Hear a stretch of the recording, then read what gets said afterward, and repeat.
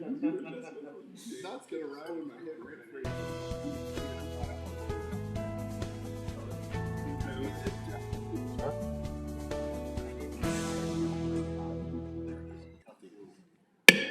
All right. It is 4 o'clock. I'll call the Plan Commission meeting to order. I'll call the roll. Joe? Here. Braden? Here. Jerry? Here. Kim? Here. Kevin? Here. Mike? All right. If folks could stand for the Pledge of Allegiance. I pledge allegiance to the flag of the United States of America and to the republic for which it stands, one nation, under God, indivisible, with liberty and justice for all. All right. Is there a motion to approve the minutes from our last meeting? So moved. Moved and seconded. All those in favor state aye. Aye. Any objection? Minutes are approved. So we have 2 public hearings for this afternoon. First one is public hearing regarding application for conditional use permit with exceptions by Cedric Foster to construct and operate Flawless Hoops located at 1227 Bell Avenue. Anyone from the public wishing to speak on this item? Anyone wishing to speak? Flawless Hoops? Last call, hearing none. Is there a motion to close the hearing? So moved. Moved and seconded. All those in favor of closing the hearing, state aye. Aye. Any objections? That hearing is closed. Before we open up the next hearing, public hearing regarding proposed adoption of the Sheboygan's comprehensive plan, the Plan Commission is not approving the Plan Commission today. This is just an opportunity to gather more public input from the public and for the Plan Commission to give more discussion on the comprehensive plan. There'll be no motions, no approvals today on the comprehensive plan. This is just another step for the Plan Commission to provide their feedback on the comprehensive plan. So with that, anyone wishing to speak on the comprehensive plan? Anyone wishing to speak? Yeah. Thank you. Name, address, 3 minutes. So you're not voting on it tonight? Nope. Correct. So this probably won't make sense then. But my name's Rebecca Clark, 735 Fairway Drive. I was here to ask you not to vote on adoption of the comprehensive plan tonight. The April 8th draft comprehensive plan meets the basic statutory requirements, but a 20-year plan for a city the size of Sheboygan should do more than meet the minimum legal threshold. Your own staff memo acknowledges the city missed a 10-year window update that should have triggered a return to the public participation process adopted in 2024. Instead, the engagement here, described here, happened almost in just entirely few weeks this spring. There were no sustained neighborhood outreach, no targeted engagement with renters, low-income houses, nor non-English speakers, and no survey that would reach residents who don't attend meetings. Substantively, the plan is thin. The housing numbers keep changing. There's no affordability or cost burden analysis, and homelessness isn't addressed. There's no clear picture of which of our current industries are growing or shrinking, no sense of what jobs we are planning for, and no strategy for diversifying employment. There's no infrastructure capacity analysis or discussion of possible increases of costs for utilities and services, and there's no climate resilience work, which is essential for a Great Lakes community.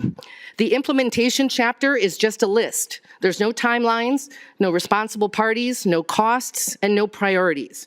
Without those, this isn't a roadmap. The comprehensive plan really belongs to the residents of the city. You will not please everyone, but it should reflect the overall reasons why we live in Sheboygan and want to continue doing so. I'm not asking you to reject it in whole. I'm asking you not to rush it. Strengthen the housing, economic development, infrastructure, and climate components, expand the public engagement, and bring back a plan that matches the scale of the decisions that it will guide for the next 20 years. A 20-year plan deserves more than a 6-week sprint. Thank you. Thanks, Rebecca. Mary?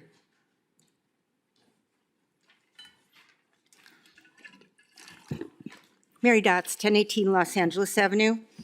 Again, as Rebecca said, we thought there was a vote tonight. So I'm speaking today because I do not believe the current comprehensive plan draft is ready for approval in its present form. First, the document still has multiple spelling, grammar, formatting, and accuracy issues. Several pages still say reserved for graphics. Charts, maps, and graphs are not fully numbered. And on page 4, the list of table is out of order.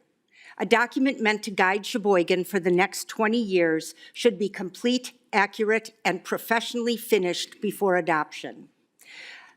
There are also factual concerns. Page 37 appears to list an outdated address for Lakeshore College, which moved to 1 University Drive in August of 2025, and the plan omits Lakeland University.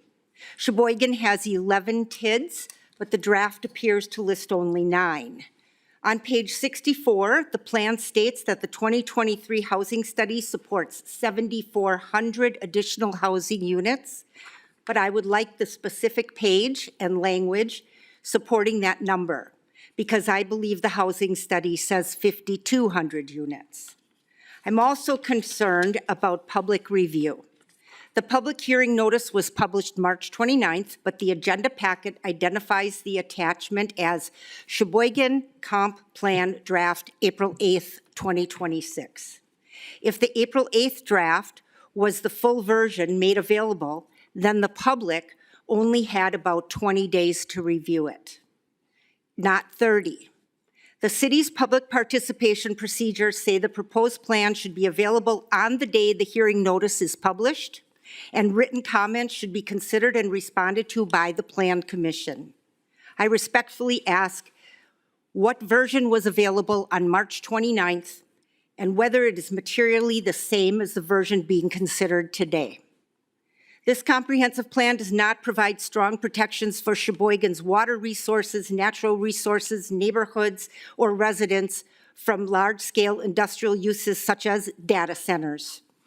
It also lacks a clear long-term vision beyond statistics. A comprehensive plan should set policy direction, identify risks, and show how public input changed the final document.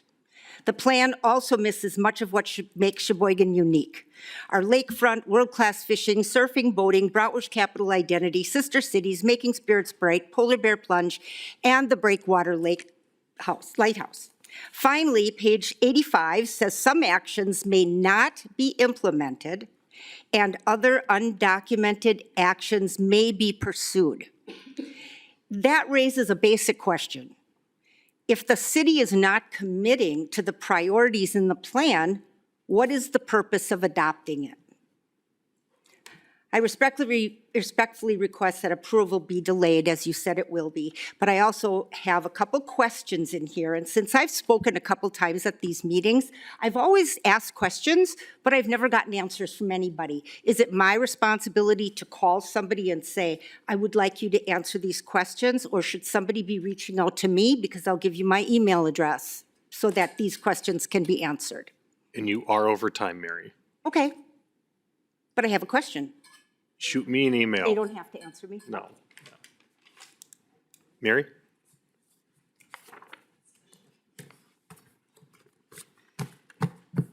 My name is Mary Fadash. Thanks for the opportunity to speak tonight. I'm here on behalf of Friends of the Black River Forest. Oh, my address is 5631 Driftwood Lane. I'm here to make 3 main points. First, we have concerns about the public participation process for this comprehensive plan in today's hearing.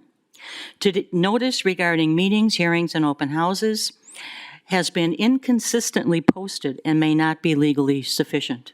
Open house information was occasionally posted on Facebook but not noticed. Some meetings and hearings were included in news on the city's website, but not all. This hearing was not noticed on the city's website, and it is unclear when the agenda was posted. 24 hours notice is required under the Open Meetings Law. The notice for this hearing was only published once on March 29th, a Sunday. This allowed only 29 days for written comments, possibly less as the most recent draft is dated April 8th. This may not have allowed for the required 30 days to review the plan the Commission is considering Despite creating a website for the comprehensive plan process, Bay Lake never updated the website. It is important that the public participation plan actually allows for and encourages public participation. It should not be this difficult to track this progress and join the public participation process. The commission should renotice this hearing for a future date with better notice and 30 days to review a complete plan. Second, we have previously commented on the ongoing revisions to the zoning ordinance. It seems that the ordinance draft is proceeding simultaneously, but it does not look like the two processes are aligned. Because the ordinance must be able to enforce the comprehensive plan, we ask that the ordinance process pause until the comprehensive plan is complete. Third and finally, we are encouraged that the draft comprehensive plan recommends preserving, protecting, and enhancing open spaces and conservancy areas along the Sheboygan River, Pigeon River, Black River, and Lake Michigan. However, the plan is very vague on this point. Friends of the Black River Forest has, as you know, opposed the use of land within and north of Kohler Andre State Park for a private golf course proposed by Kohler Company. We assume that efforts to preserve and protect conservancy areas includes this land. This should be made explicit in the comprehensive plan. Thank you. Thank you, Mary. Anyone else wishing to speak? Peter?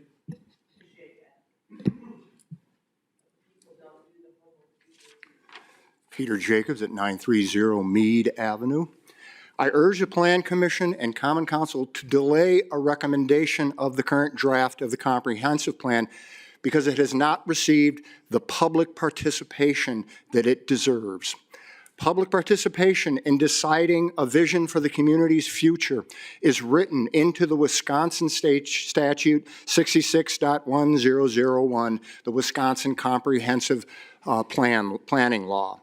The current draft has been pushed on us in a matter of months without an earnest effort to survey the public on the 9 topics the comprehensive planning law requires, including issues and opportunities, housing, transportation, utilities and community facilities, agriculture, natural and cultural resources, economic development, intergovernmental cooperation, land use and implementation.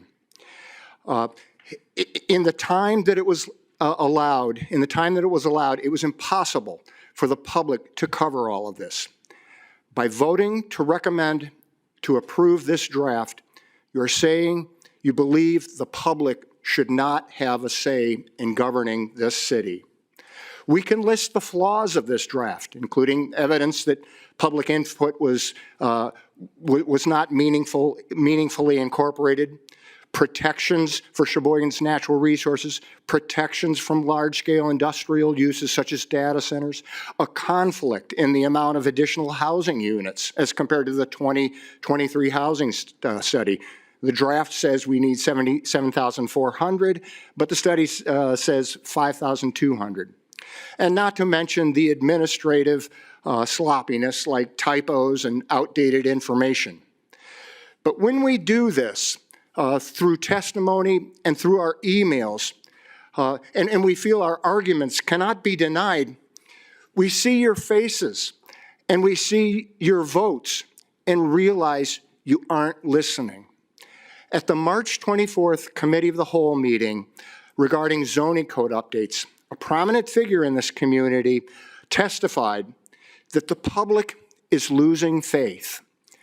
There was an imperceptible collective gasp within the chambers, but among the public, a feeling of relief. Finally, someone who mattered said it. We are not the enemy. We are your neighbors. We have more in common with you than the greedy interests that want to push this through and ultimately subsidize more unnecessary housing. The major thing we have in common is that we're all taxpayers. Please listen to us, and we can all make Sheboygan a better place to live. Once again, I urge the Plan Commission and Council to delay a recommendation of the current draft of the comprehensive plan. Thank you. Thank you, Peter. Anyone else wishing to speak? Brian?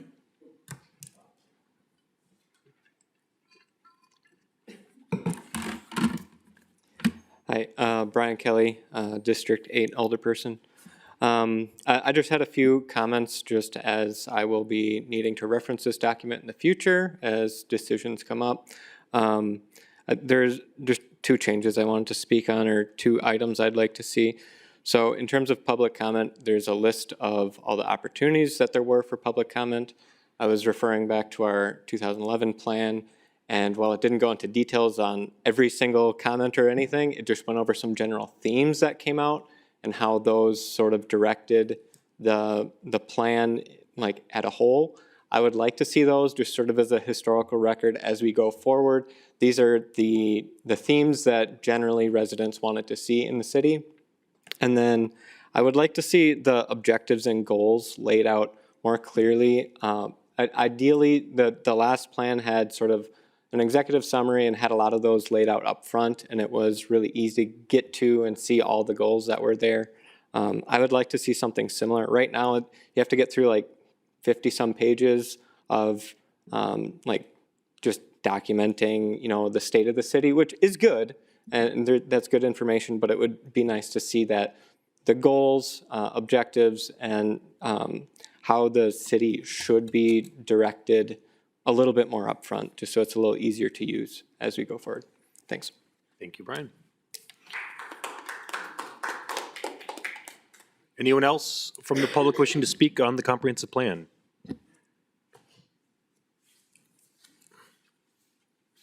All right, sir, if you want to introduce yourself, name, address, and you have 3 minutes. Yeah, Cliff, HUD Housing, across from the post office. I have questions on this here, and someone was grateful enough to give me a bigger map because it's a little bit hard to read. I'm an older person, for one thing, I need glasses. I have a question. What do you consider HUD facilities, hospital facilities? On this map, there's some confusion. And the person that I wanted to ask that was going to give me an answer is not present. So I feel that the scheduling of this meeting is inappropriate. You need to have more meetings when the other members of our council are here to answer questions in their district. For that reason, I would not approve of this, and I hope you agree with that. Okay. Some of these places that no longer are torn down, no longer exist, are in the yellow. Some are not. When you look at where the hospitals are, some are appropriately colored in the code, but they're supposed to be, and some are not. Some are in residential. And so until that question is answered, I need someone to answer that. I wouldn't, if I were a council member, I would not approve of this. I would say wait, and you need to answer these questions. It needs to be examined more thoroughly. Appreciate your time. Thank you. Thank you. Anyone else wishing to speak? Last call. Hearing none, is there a motion to close the hearing? So moved. Moved and seconded. All those in favor of closing the hearing, state aye. Aye. Any opposed? Chair votes aye. That hearing is closed. All right, next we have item 7, application for conditional use permit with exceptions by Cedric Foster to construct and operate flawless hoops located at 1227 Bell Avenue. Elise, staff report. The existing use is an open park with 2 baseball fields. The proposed project is the development of a new multi-court indoor basketball and community recreation facility designed to expand access to youth sports, enhance community health, and provide safe year-round space for physical activity, training, and social programs. Thank you. Is the applicant here? Any additional comments that you'd like to add? Okay, questions from commission members? Okay, I guess I got a question. Cedric, is this the property that the school district is working on right now? Did they give you guys approval for that, or is that still in the process? Yeah. Yeah, I guess, could you give us an update of where the school district is on their process? So we got a meeting today at 6:30 about the approval. So you guys haven't been approved yet by the school district? Today at 6:30. Okay. Is that the school board meeting?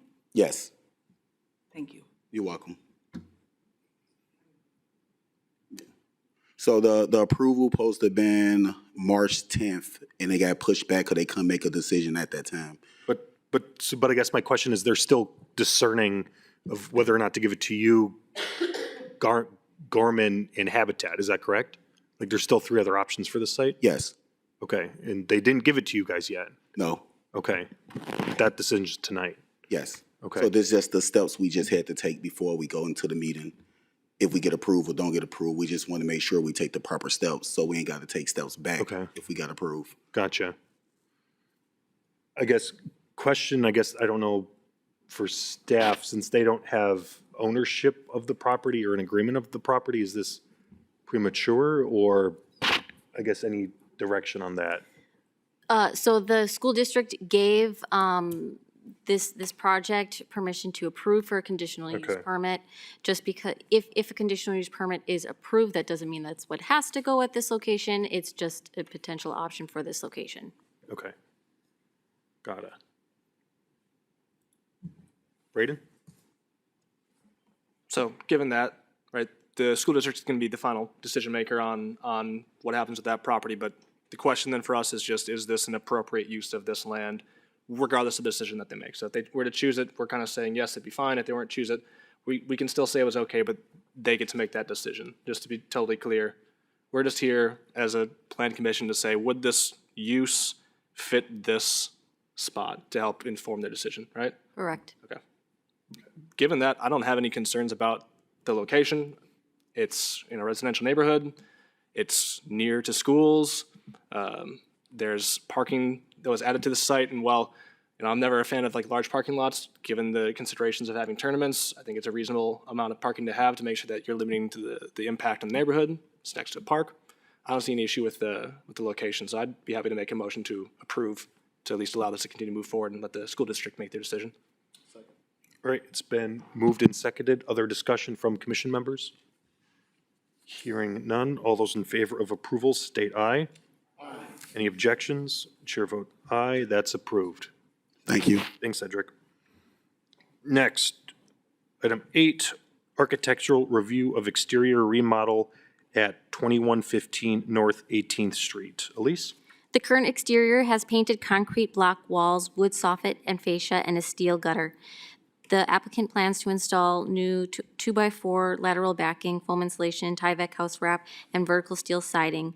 They will also install aluminum soffit and fascia on the north eave and install new 6-inch gutter run. The north side of the building will match the existing west-south side of the building. All right. Is the applicant here? I think this one, our applicant was not here. Okay, 2115 North 18th Street? No? Okay. Questions from commission members? No? Questions, motions? Braden, or? Okay, there's been a motion to approve. Is there a second? Moved and seconded. Under discussion, any further discussion? Hearing none, all those in favor state aye. Aye. Any objections? Chair votes aye. That is approved. Next is architectural review of exterior remodel at 1316 Huron Avenue. Elise? The existing exterior is Cream City brick wall. The proposed exterior design is sheet metal installation and remove and install new gutters and downspouts. Okay. 1316 Huron, is the applicant here?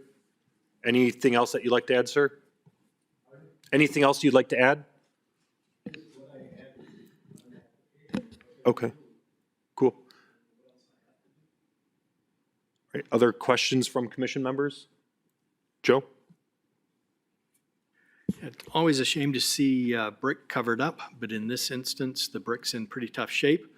Very sad to see brick get into a tough shape, but I think the proposed solution tidies things up pretty nicely, so I would be in favor. All right, thank you, Joe. Would you like to make a motion? Make a motion to approve as submitted. Moved and seconded. Under final thoughts? Hearing none. All those in favor, state aye. Aye. Any opposed? Chair votes aye. That item is approved. Thank you. Next, we're just work with staff and they'll issue any permits or anything that you might need. But you should be good, right, Elise? Yep.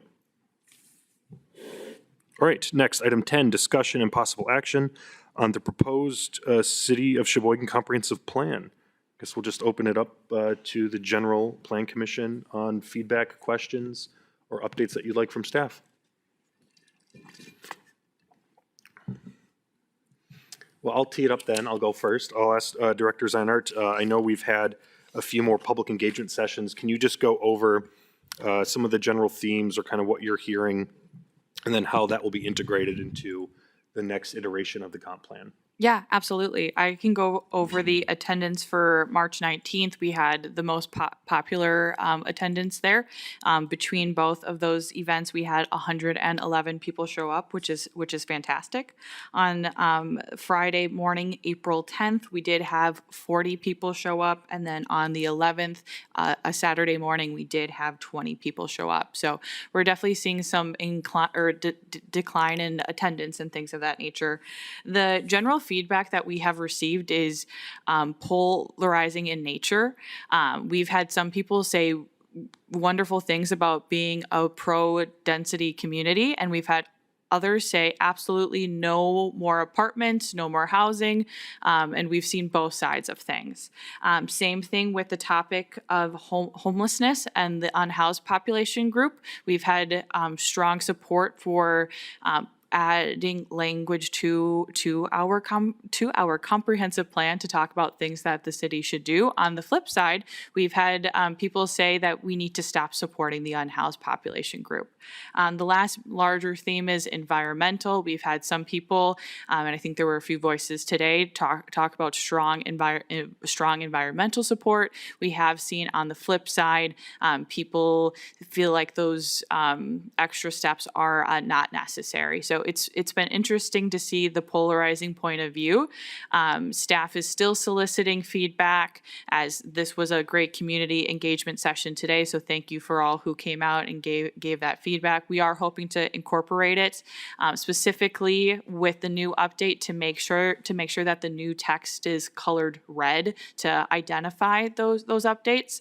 I think that there were some great suggestions today, and I look forward to working with Bay Lake and Brandon, their executive director, to update some of this stuff. Thank you. Jerry? Director Zeiner, were you able to address some of the issues with regards to spelling and grammatical errors? Yes, I've had a very extensive convo with Brandon. I had vocalized the disappointment that the city had in terms of the continuous spelling errors, formatting, things of that nature. That's something that Brandon has assessed, and that's something that he is made aware of. The hope is to correct that and bring forward a final perfect version, ideally. Thank you. Anyone else from the Plan Commission? Thoughts, comments, feedback? Mike? Thank you. So I'd like to address, while it's a really good vision statement, it doesn't have a lot by way of metrics or things like that to hold the plan accountable over a period of time.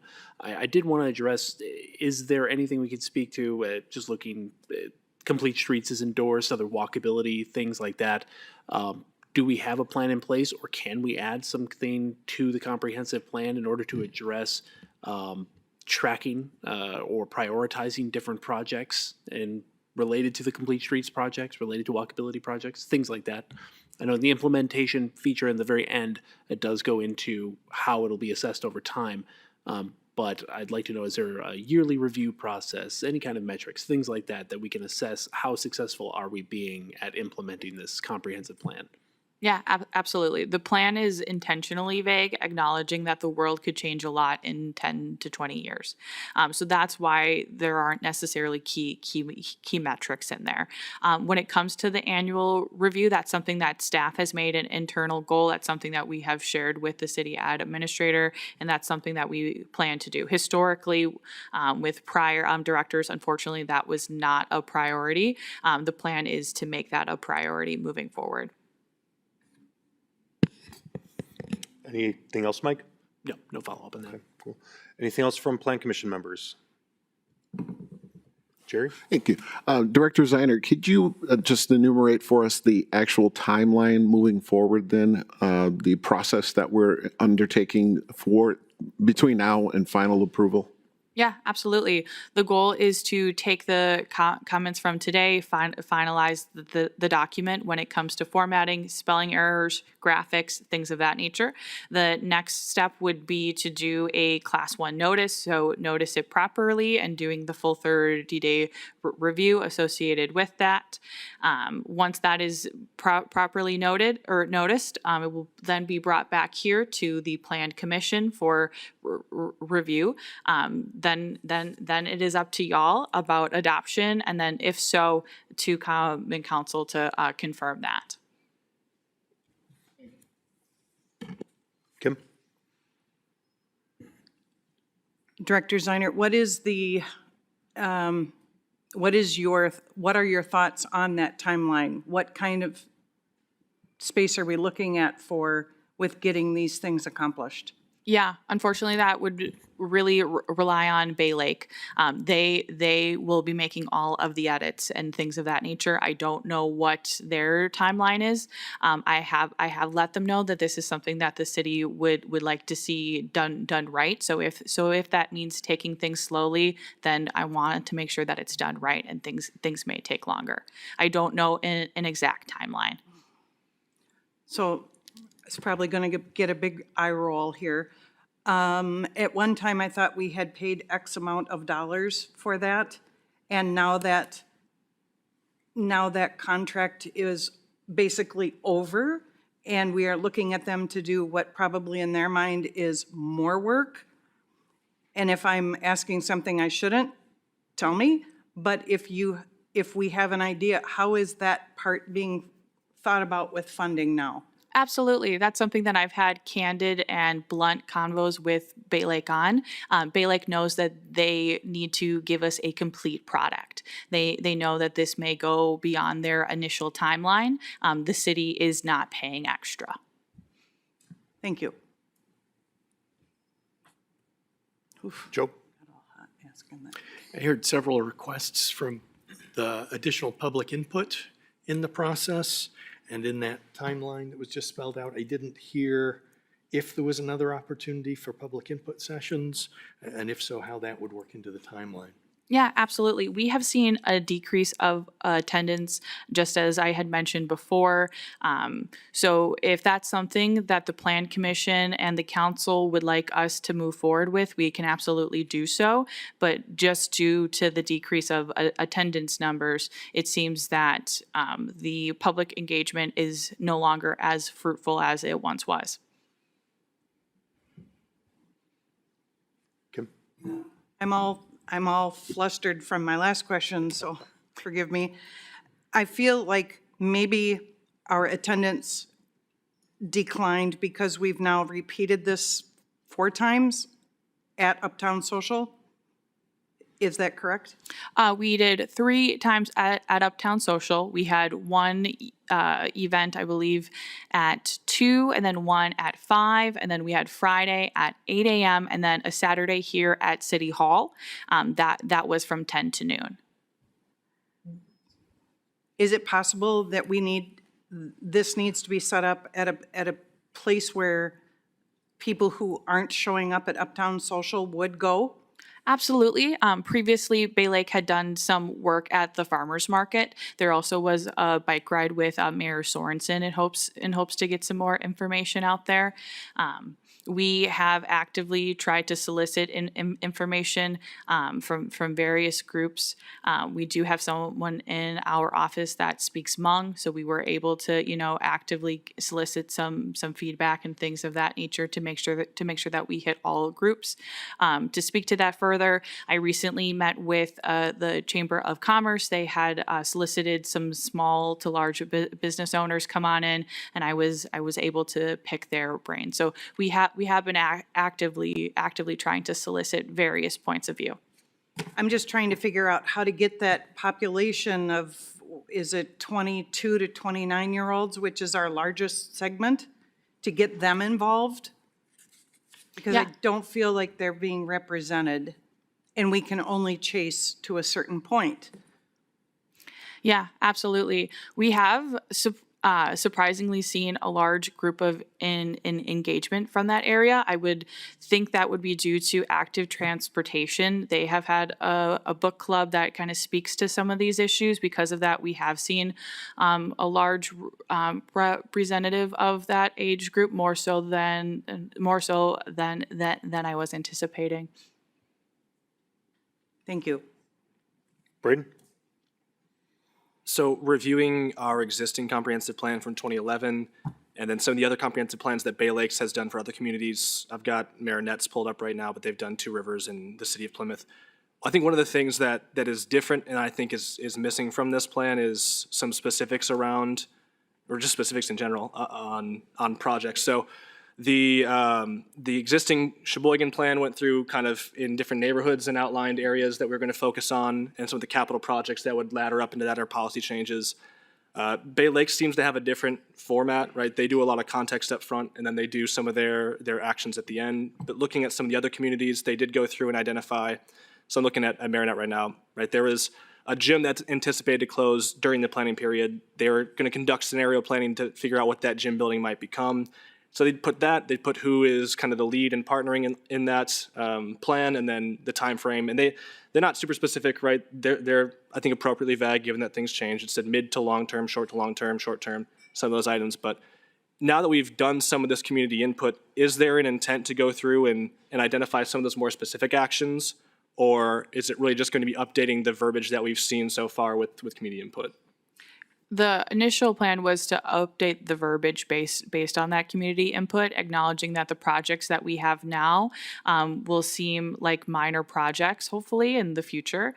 Acknowledging that apartment complexes that go up now may not be a top priority 10 years from now. Okay. So is there, in the past, we've had more neighborhood-focused master plans or tighter master plans on certain focus areas. Is there intent to do work like that? Because I feel without some more focus, we aren't giving us or the council enough tools to have effective conversations or deliberations with community input. So just to clarify, you are looking for staff to present and solicit feedback from neighborhood associations? Potentially, that's one of the tools. So I guess I'll give an example here. I think I can give an example of one that I've seen go well, and then one where I'm concerned. So there was a master plan for the Riverbend neighborhood, I think we called it, basically where the mainline property is going in. They worked with the neighborhood association as well as others in the area, set up an event, went through and identified potential changes. And when we then had the application come in for the large development that's going in on the riverfront there with the new Riverwalk, we had almost no public comment.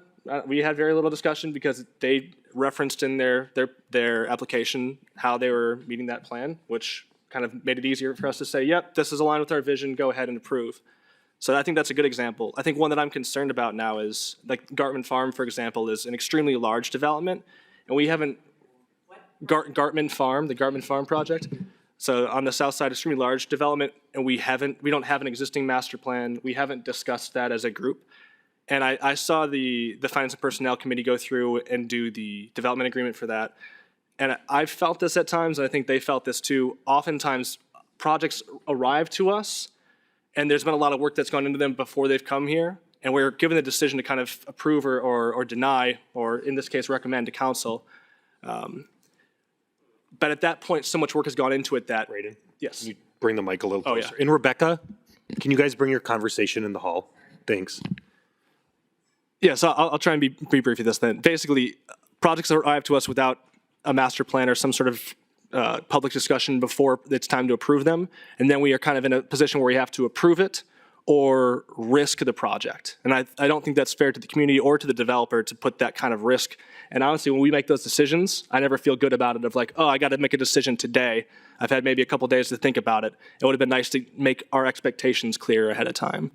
So that's why I feel like we need something in this plan, and it can either be, like what they've done in Marinette, where they identified specific project areas and what they're going to do about it, or it can be a reference to, hey, we're going to, identify areas, corridors on this map that we're going to focus on, and we're going to work on a plan in 3 to 5 years, or whatever it may be. But I think we need some sort of tool to reference Otherwise, when projects get to us, it's just kind of yes or no.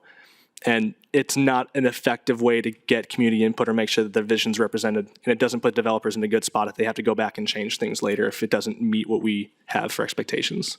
Braden, just, are you referring, just so I understand? Yeah. You're referring like in our old comprehensive plan, like we have like neighborhood plans that highlight like Calumet Drive, the Indiana Corridor, Michigan Avenue, South Pier. Is that kind of what part of what you're referring to? Right, that's an example of it. Yeah. Our previous plan had that. The way that Bay Lakes seems to have done it in other communities is less about a map and more kind of list style of here's some identified areas of opportunity or potential risks, right? If, let's say, the coal plant's changing to a gas plant, say let's closes down sometime in the next 20 years, which is totally a possibility. That's a lot of land, that's a lot of tax revenue. Are we going to do something to plan for that or not?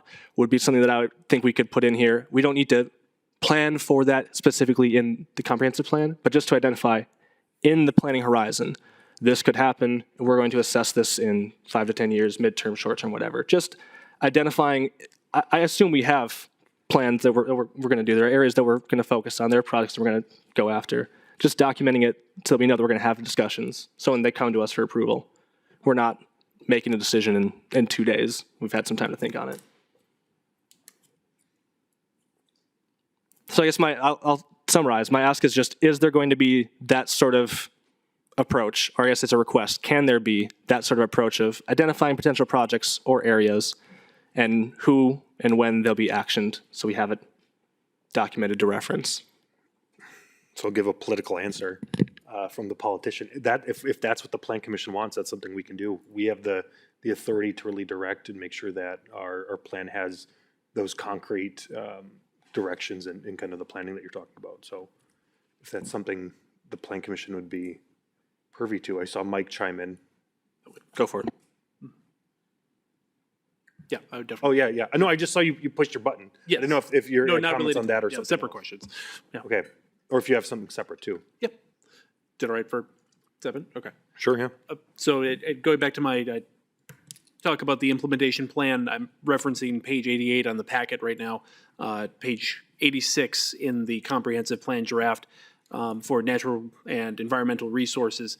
It does talk about climate resilience, green infrastructure, sustainable agriculture, and then under urban forestry, it does reference the commitment to Tree City. I would really like for these to be specific and measurable goals as much as possible, especially if we can point to a specific type of certification or thing that we could do. For instance, for sustainable agriculture, we could pursue like a Bee City certification, or for green infrastructure, we could look into LEED certification or the Soul Smart certification for the city.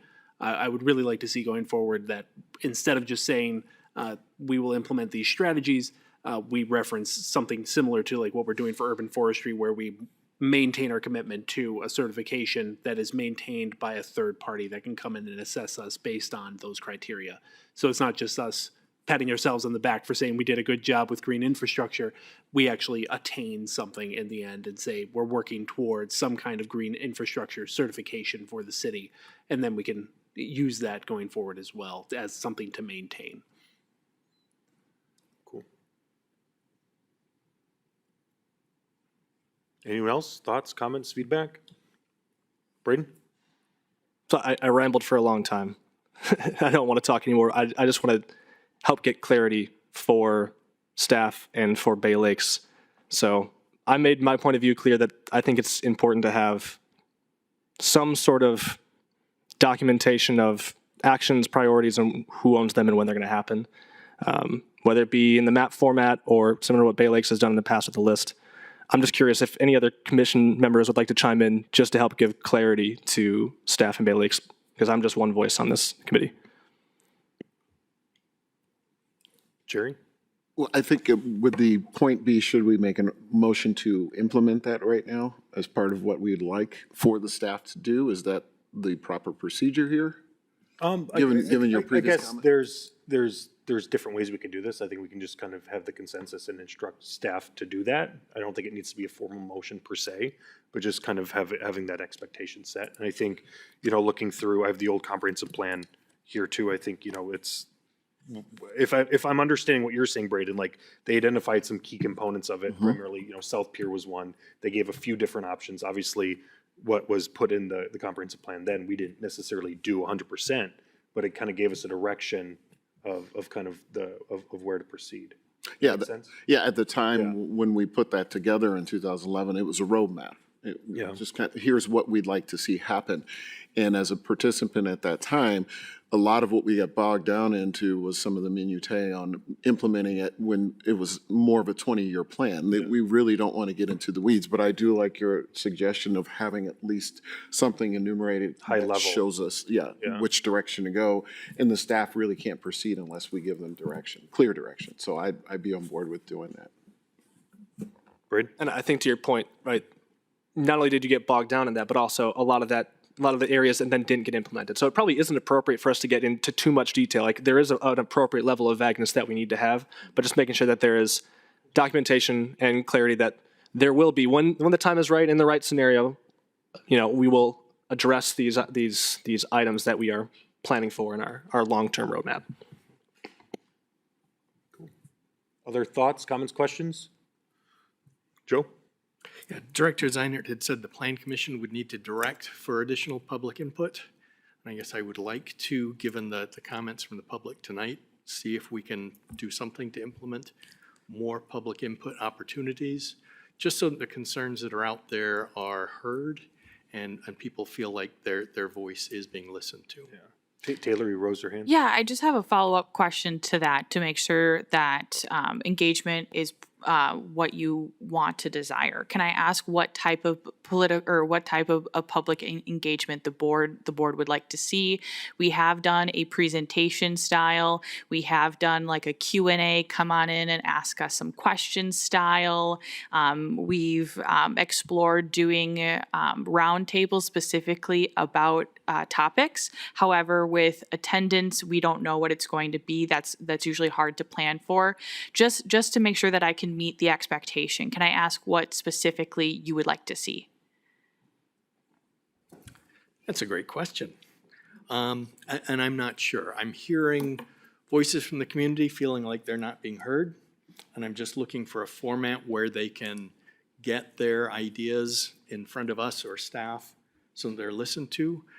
I don't know if that's another listening session where it's basically just opening it up to the public to, like tonight, come to the microphone and have 3 minutes to hit your main topics, or whether it's just submit things in writing so that those can be reviewed and addressed accordingly. Other Braden, you thoughts? chimed in? Yeah, I think, if I were to posit a guess as to why we've seen declining participation, it's probably because we've been looking at the same document multiple times. So I think once you get those changes in, you had them highlighted in red, how they've captured community input, then I think that's the appropriate time to re-engage. And I attended. I think we could keep it much more brief and just focus on here's what you said and how we incorporated it. And we can get that kind of feedback loop then of, okay, yes, we were heard and that's what we meant, or that wasn't actually quite what we intended, and just get that extra loop. So I think if there are going to be changes incorporated in red from various things that were already included, that'd be great. I'll also note in some other comprehensive plans that Bay Lakes has done, they have documented in the end, sort of as an appendix, some of the pieces of input that they received. Even some of them include the entire survey and results, so you can go through and see all the different comments. So there's a few options there that I think could be relevant, whether it's red words in there or just here's the comments that we received in bulk, so we can see them, just to make sure that everybody can see their feedback reflected in it and can give feedback then on ensuring that it was, received as they intended it. Gotcha. I have one last clarifying question. Do you prefer it be during a weekday or weekend? Because that was also we got some public feedback about the dates and times that we had this. There were a lot of feelings. what was the most well-attended event? Was The it most well-attended event was shockingly was midweek. It was from 2 to or 1 to 3, I believe it was, which I was not anticipating. The least attended was Saturday morning from 10 to noon. So, I mean, based on that, I don't know if that's just, that was our first one, so people got really excited about it, so attendance was at a high, but just so that we can, once again, meet expectations. was the least attended event also the last one? Correct. Okay. That I don't know that we have a good a good data point on what the ideal time is. So I'm okay with following a similar format. Maybe you don't need to offer as many times if you saw declining returns on it.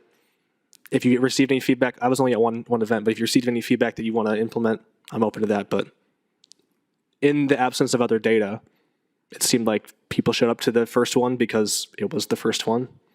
So as long as there's something new and different, take the feedback that you heard, and I'll rely on you or whoever else was there to hear that feedback to make that call.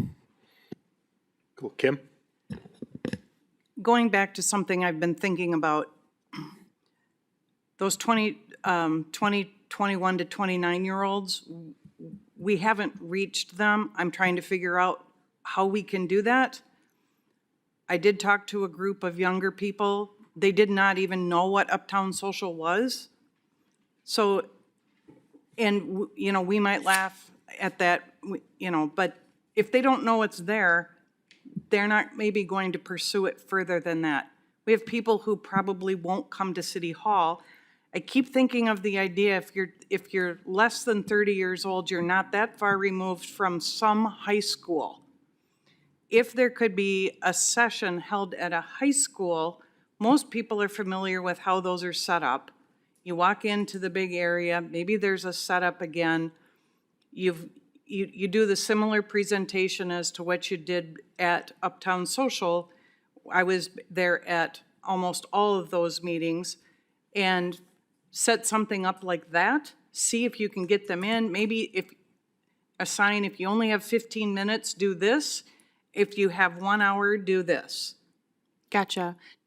Follow-up question for you. As someone who falls into the under 30 category, would you be open to have it at like a third space? So either like a coffee shop, a library, something to Absolutely. that? Okay. I just didn't know where that bar was and wanted to make sure that I was meeting expectations. Thank you. No, I would like to see it at a place where we think, because we don't know for sure, where do we think these people will show up? What will they relate to? What will they help us learn? And where's that space? And yeah, that would be very agreeable if we can just figure out a space.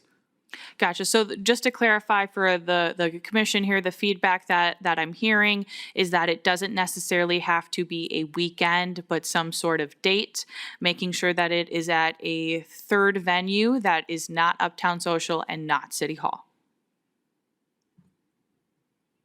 Yes. Anything else, Kim? No, I don't have anything. Thank Okay. you. Mike? Yep, and I just wanted to reiterate Kim's point. I do think it's really important that we incorporate as many different demographics within the city as possible. So I'm indifferent to time of the week or place, so long as we're able to meet folks where they are and able to coordinate with community organizations that represent different demographics or different socioeconomic groups, or even work groups, possibly working with major manufacturers in the area, since the manufacturing community is very large in Sheboygan. So Thanks, just Mike. to reiterate, yeah, Kim's point is trying to capture as many demographics as possible. Jerry? Yeah, and I think, Director Zeiner, my input would be treat it sort of like what we see on the manufacturing site, first, second, and third shift. I would avoid Mondays and Fridays because those are usually the busiest day of the week and a getaway day, so no one's really going to stop on those 2 days.